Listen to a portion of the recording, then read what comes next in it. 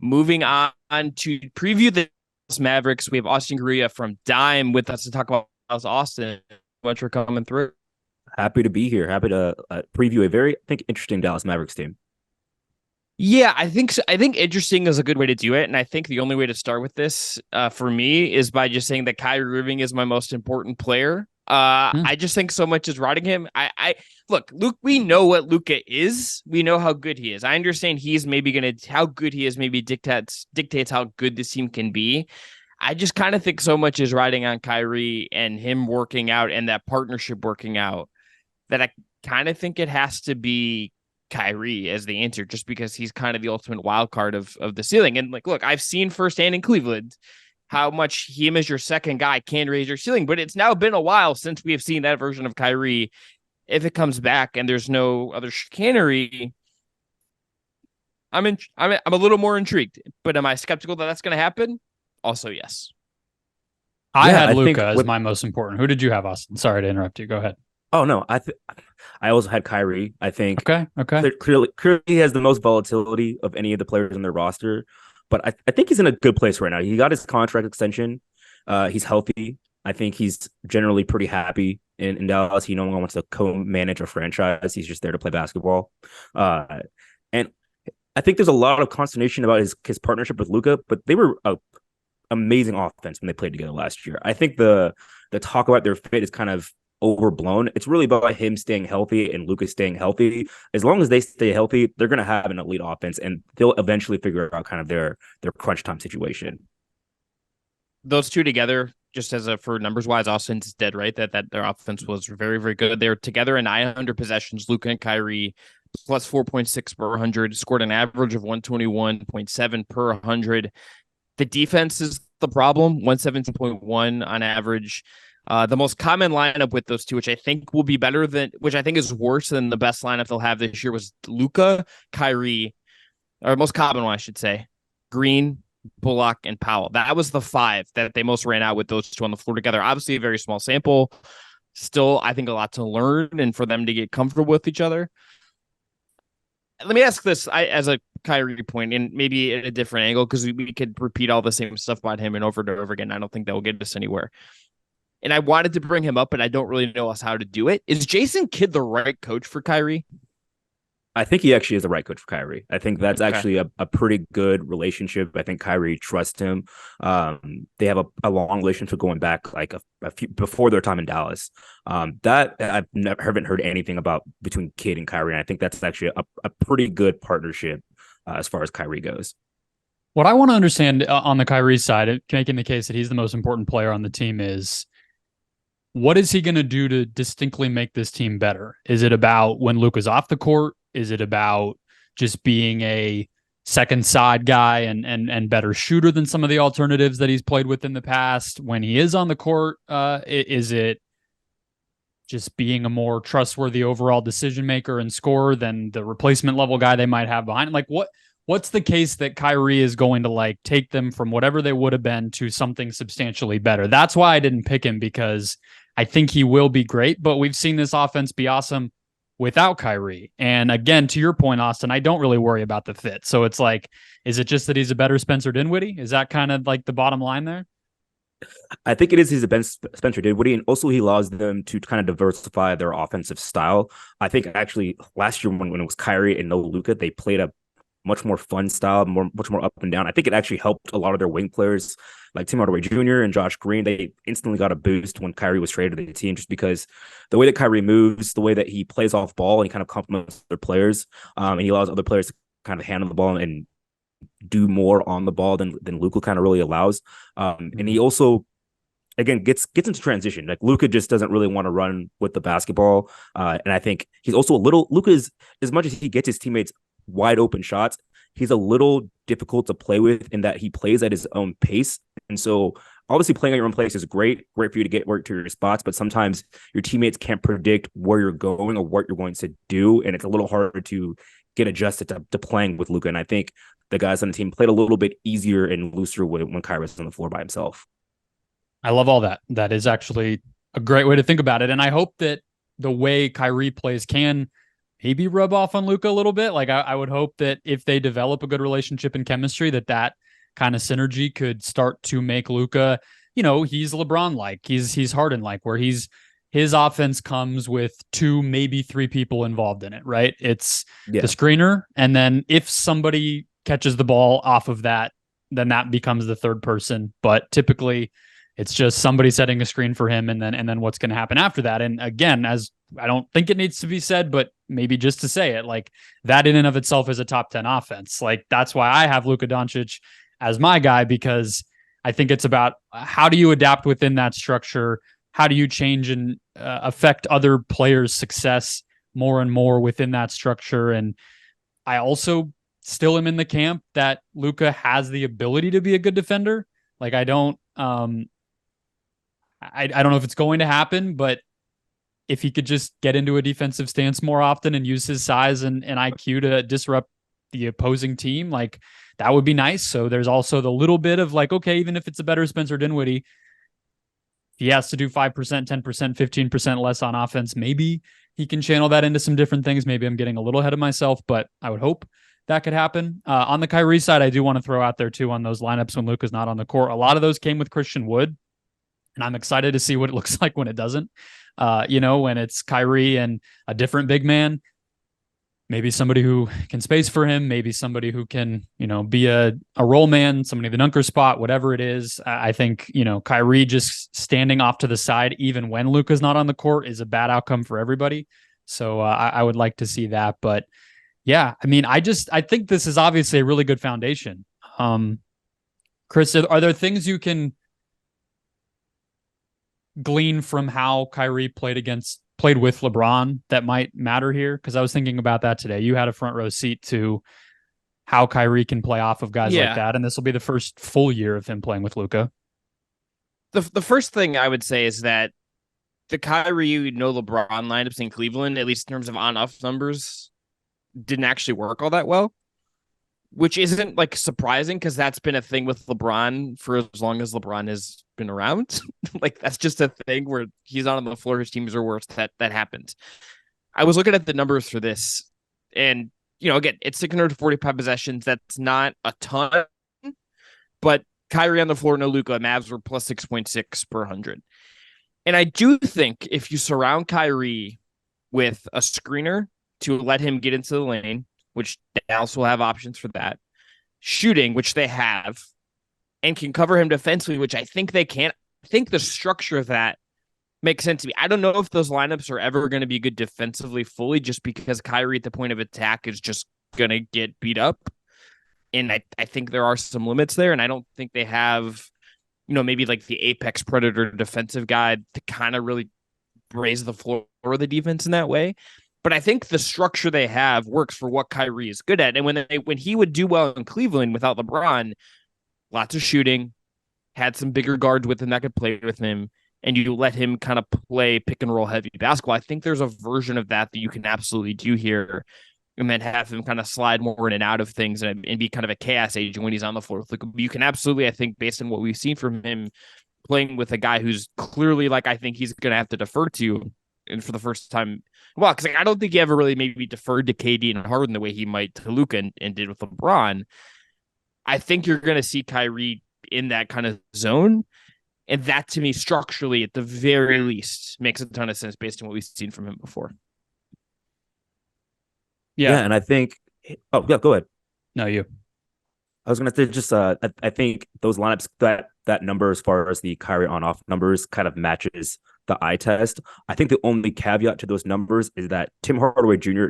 played out of his mind post All-Star break last year. He shot like 50% from three on like 8 attempts a game for the entire time. So it might have boosted those numbers a bit, but structurally, just watching it visually, it looked like it worked. It looked like their offense was really in synchronicity to the point where like a lot of Mavs fans were even like, oh, this is sometimes we like watching Kyrie on the floor without Luka a little bit more. It's an enjoyable brand of basketball. And I think that's going to be really interesting to watch if Luka ever has to miss a certain amount of games during the season.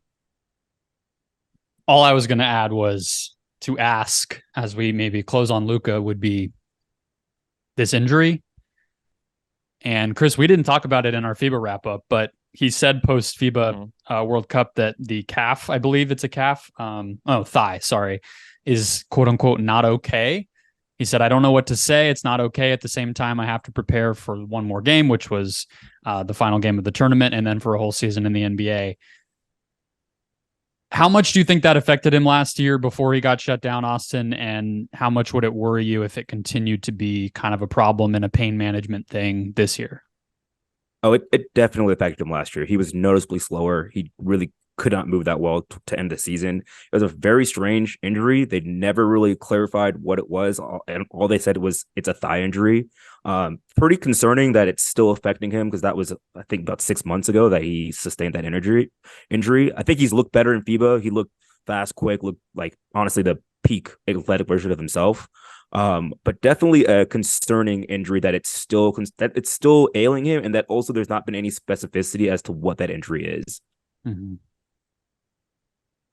Here's what the only thing I can add to that is maybe I'm in this Aaron Rodgers, like, had a calf injury in camp and then tore his Achilles. And obviously I'm not going to tell you that 1-to-1 those things connected, but if I'm the Mavs, I would be super cautious with this. There's no, like, as much as you want to hit the ground running with him, and we do have several weeks until camp at this point, and when things really get ramping up, I would be super cautious with this. There's no reason to me to force something. If he's not right at the start of camp or things are weird, I think give him time to heal. I think it'll pay off in the long run. It's not worth forcing anything here with him and having him play super heavy minutes right away, even if he's not 100% and still going to play, right? Like, I don't think there's a need to. Yeah, but I mean, the problem is they're going to be bad right if he doesn't play. Yeah, but would you rather, like, I would rather take the short-term L on that than push it further and have it never really get right the whole year, in my opinion. Yeah, I mean, I guess we can maybe talk about kind of the pressure and what different outcomes would mean for the season when we talk about best and worst case. But yeah, I mean, that's obviously the game they're going to have to play with this. Should we move on to player we'll be talking about at the end of the year? Austin, do you want to go first on this? I think this is going to be Josh Green. I think he's going to take another step here. Big fan of Josh Green. He took a huge leap last year. I think he has the perfect complementary skill set to play next to Luka and Kyrie. When it was just Kyrie and Luka was out for a few games, Josh Green looked like their second best player for a pretty long, decent stretch. He struggled more once Luka came back, and Luka and Kyrie both have the ball and kind of trying to find his place. But as a fourth-year player, I think he's going to really, really take off. I think the Mavs should give him an extension before this season, just so they don't have to pay him more money. But he was a 42% three-point shooter last year. He has a really, really great sense for passing. He can make great cross-court passes, and his athleticism and transition is really something that they need. And I think he's going to be really featured in the offense this year.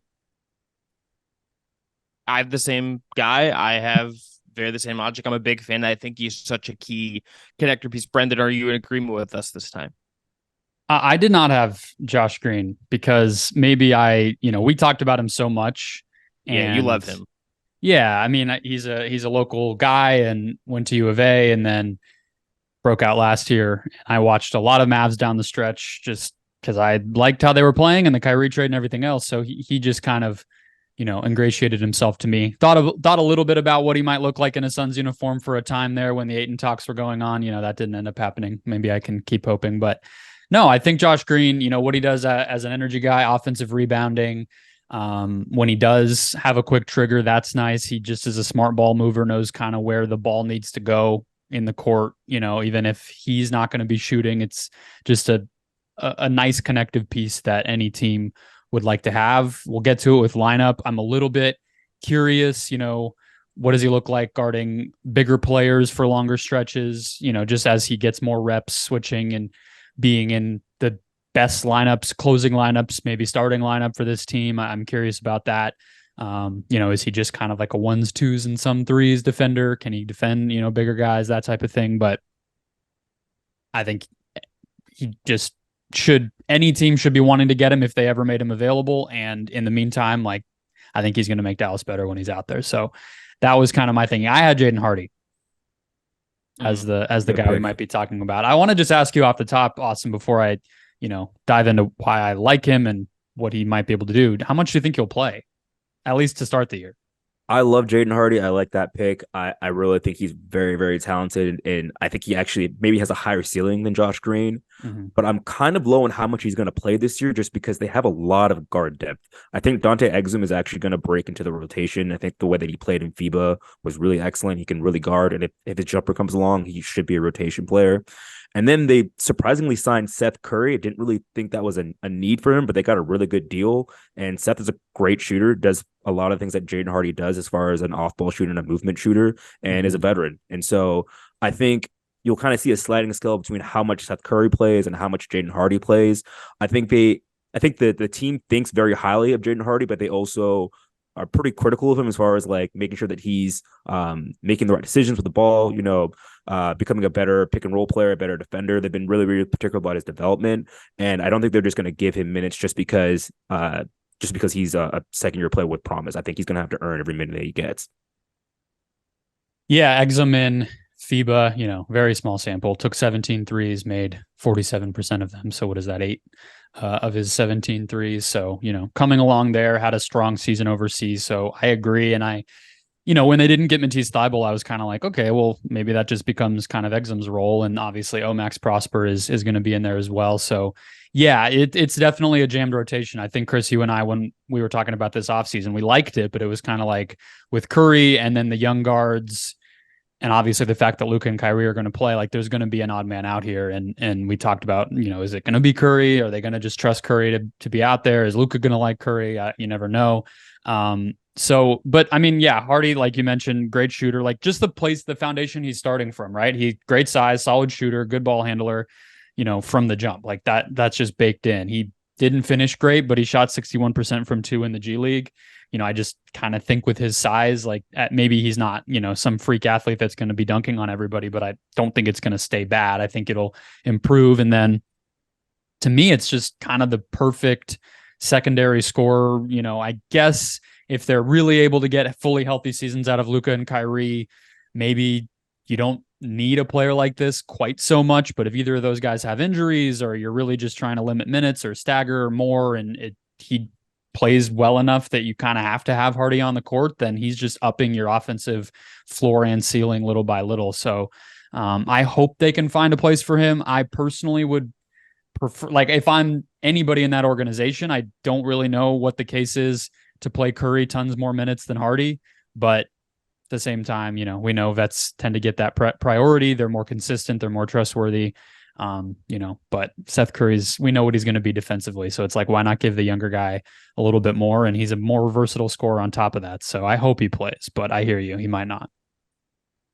The only thing I can add to that is I do think that in thinking about this team, I'm a little bit, and this can transition as to best lineup. I think there is a lot of the ceiling of the team to me is going to be about their offense hitting whatever that peak is going to be. But I do think if you could sneak in good defenders in there, it's why I like the Grant Williams signing. It's why I think what we've talked about, maybe Prosper, like he has a defensive role. He's a good rookie. Like I think there's ways you can sneak Hardy in there, and like the defense can at least be competitive, even if it's not necessarily good to great, right? Like I think if it can just be competitive and has athletes on there and guys that kind of will try, and then they could just score a ton of points, that's not an unrealistic recipe to me for success. 2 best lineup. I'll go first. Kyrie, Luka, Josh Green, Grant Williams, Maxi Kleber. Switch heavy, spacing, shooting around Luka. I don't feel great that I don't have like a exact big man in there, right? Like I might like more of a lob threat in there, but I just like the idea that you put a bunch of athletes on the floor, a bunch of guys who can shoot, and I think that lineup can score a lot of points. And Grant as a signing I really like for them, and I think at a good value. I think there's a lot to kind of like in putting all those guys on the floor and having it kind of be extremely modern, extremely spaced, and you ride with it. What you got, Austin? You can go next. Yeah, I think that I got the same lineup. I think if they're playing playoff games, they're going to be closing with that exact lineup. It's pretty similar to the lineup that took them to the Western Conference Finals a couple years back. Lots of spacing. It's a little bit more dynamic with their wings now with Josh Green and with Grant Williams, who can kind of put the ball on the floor and also make a play as a short roller.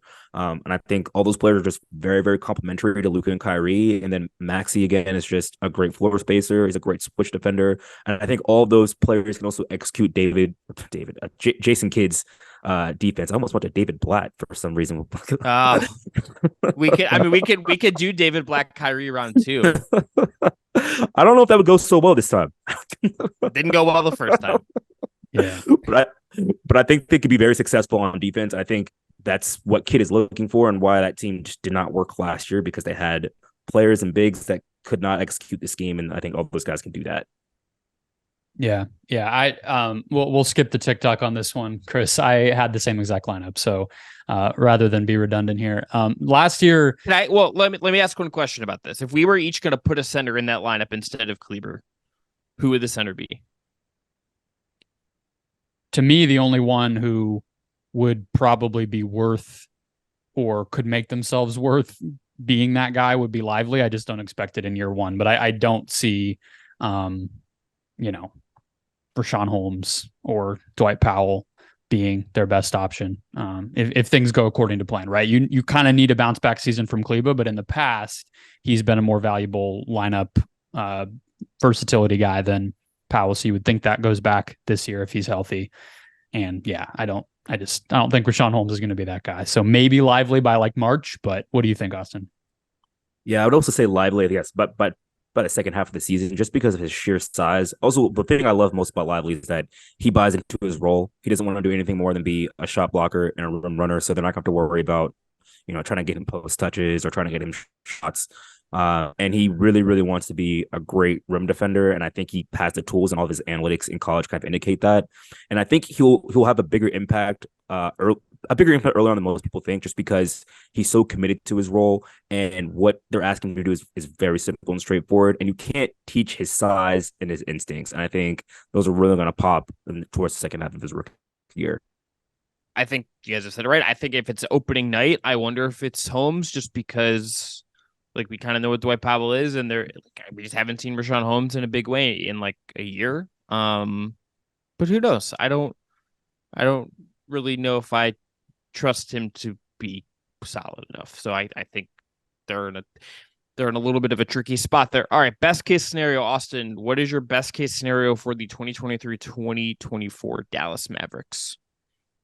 My best case scenario is that Derek Lively makes first team all rookie, and he just storms onto the scene, because if he's a really good player early on, they can be a very high level basketball team, and they'll have a top 10 defense. And if they have a top 10 defense and you have Luka and Kyrie, you're a team that can contend for a title theoretically.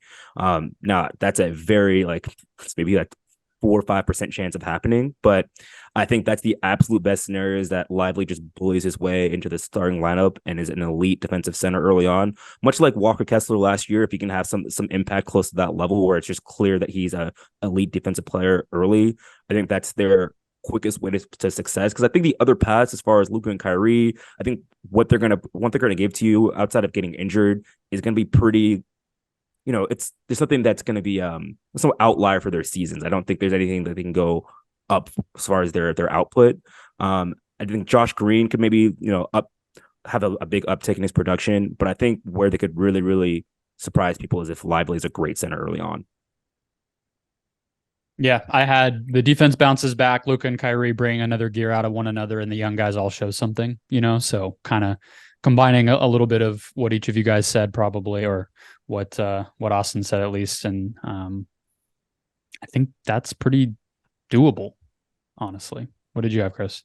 Yeah, I think it starts with the offense for me. If they overwhelm on that end of the floor with Luka and Kyrie, and they just add enough toughness and grit and enough defensive pieces, I like the Dante Exum shout. Even when he was in Cleveland and Utah, the offense really kind of fell apart for him, but he still was a good defender and a big kind of switchable guard. That's a piece they can really use. So I think if all that clicks, the defense gets better and the offense just overwhelms, I think this team could be, as the kids say, a problem. The worst case, I think it goes to me back to Kyrie. We've just seen how this has gone, and maybe it's a new environment. Maybe he's got the money and that settles things. There's just nothing that has happened with him since he's left Cleveland, and really even in Cleveland, that has suggested to me that you can just assume that Kyrie is going to be normal and it's going to play out the way you kind of need it to and want it to. So if that just goes a certain way, I don't know how they pivot off of him. I don't know what they really do. I don't think he's tradable. So I just think if that goes awry right away, that's the worst case scenario, because I don't exactly know how you pivot off him at this point. Yeah, I had worst case being Green and Hardy stall out, none of the bigs really work, and Luka trade talks take over the headline again. Or not trade talks, trade rumors, not actual negotiations. I don't think we're even close to that. But, the NBA is obnoxious, and that's what will happen if this season doesn't feel like a success. So it's not all about the young guys, because I agree with you. Like Grant, Exum, some of those guys will probably matter more to just raising their defensive floor, Chris. But, a lot of it probably has to also be development in order to feel kind of like optimistic about the state of things. What do you have for worst case, Austin? I think if there's a Grant Williams injury, a major one, that could really tank their season. He's kind of a linchpin for defense. They don't really have a lot of guys who can defend bigger wings outside of Omax Prosper. And if anything happens to him, or maybe he falls off, maybe there's a reason he wasn't playing in games in Boston in the playoffs. If he's not as good as everyone thought he was going to be this season, I think that could really affect them, because they won't be able to defend. And then outside of that, the Luka thigh injury is a little concerning to me. If that turns into something that's bigger, that slows him down, or even that's something that doesn't allow him to stay in shape towards the end of the season. That's kind of what happened last year. He not only was hurt, but he was hurt and he was out of shape, and it really just brought everything else down. And I think that could easily tank a Mavs season. 100%. All right. Over under 45.5 as of right now. I don't want to go first. Brendon, I'm making you go first. I'm going over. Dallas was 10th in offense, 25th in defense after the Kyrie trade. They were a little better before that, but obviously lost 5 of their last 6. We really made it through a whole segment about the Mavs without talking about whether they were right to tank the end of the year. That's very impressive for all of us. But yeah, they were a 42-win team last year statistically. So you just have to be better on defense. You get a full year of Kleba, no Christian Wood. We talked about the offense, how you're kind of in good hands with Luka and Kyrie there. I'm going over 45.5. I just think it's not that big of a leap, and we've seen it before. This team won 52 games 2 years ago. So that's my case. What do you have, Chris? Now it's your turn. Over, same reasons. And I think Luka's that good. I understand now I understand he's had, there's some things that have been, I think, frustrating with him at times. I think there's fairness to be some skepticism of Dallas in certain ways, I think, that we've outlined. But I think the offense is just going to be so good, and I think they can be better on defense, even if they're not great on defense, and I think they're going to win a lot of games. Whether that translates into a deep postseason run, I think, is a question. We will see. But I think regular season-wise, the offense is just going to be really good, and I think that's a path to a lot of wins. Yeah, I agree. I'd take that over. I think even as bad as last year was, they had a lot of inexplicable losses. I would call Elias Sports and Bureau losses, where they had to tweet out a statistic afterwards saying the odds of someone losing a game in that scenario. So I think really just as long as they have relatively good health, I think they're going to clear this 45-win mark. I think, again, Luka is just too good. He's worth 40 to 45 wins on his own. They'll have a revamped defense. No Christian Wood. I think that's worth 5+ wins. And I think, wow. I think this is going to be. Tell the Lakers. Let me tell you, I will enjoy watching the Lakers fans talk themselves into Christian Wood next year. That will be. It happened. It's already. It's in full force. Are you kidding me? The moment there was a Christian Wood to Lakers rumor, are you kidding? The Lakers fans are absolutely talking. Perfect guy to play next to AD. Switch defense. He'll be able to create. He's another offensive weapon for this team. Yeah, they're there already. I will be there no matter what. That's going to be a great time for me. So I think, this is going to be an over for the Mavs, unless something catastrophic happens with a big Luka injury or really a big Kyrie injury.